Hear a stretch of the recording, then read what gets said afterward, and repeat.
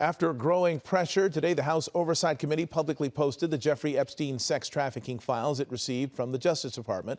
But much of that information was already publicly known or available. Meantime, the committee met today with some of Epstein's victims. Eyewitness News reporter Michelle Fisher here now with the latest developments. Michelle. Mark, it was a closed-door meeting today before a public press conference that is set for tomorrow when we're expecting to hear from some of Jeffrey Epstein's survivors. This is calls for transparency, and the release of the full Epstein files continues. A private meeting Tuesday with Epstein survivors and House Oversight Committee members tonight, adding to public calls for transparency. House Speaker Mike Johnson joining the bipartisan meeting despite criticism over delaying a House vote in July to release the full Epstein files. There were tears in the room. There was outrage.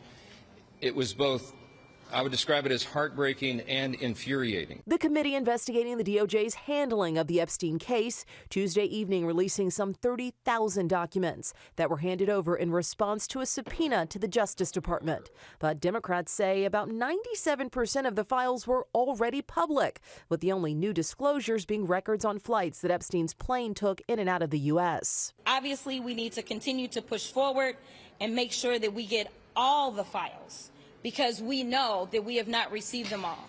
On the House floor Tuesday, Congressman Thomas Massie formally filing a procedural discharge petition in an effort to force a vote to compel the DOJ to release all the Epstein files. I don't think that the president himself is implicated in these files, but I think he has rich, powerful, politically connected friends who may be implicated in these documents. The discharge petition is an important additional step forward for the Congress, the full Congress, to be on record to release the full files. House Oversight Chair Representative James Comer telling reporters after hearing from the victims he now intends to expand the scope of the committee's investigation.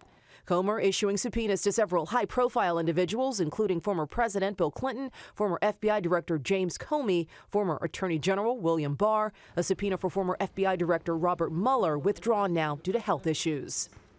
And Mark, the DOJ has indicated it plans to release more files with victims' identities and child sex abuse material redacted, but no word on a timeline for that. Mark? Michelle Fisher, thank you.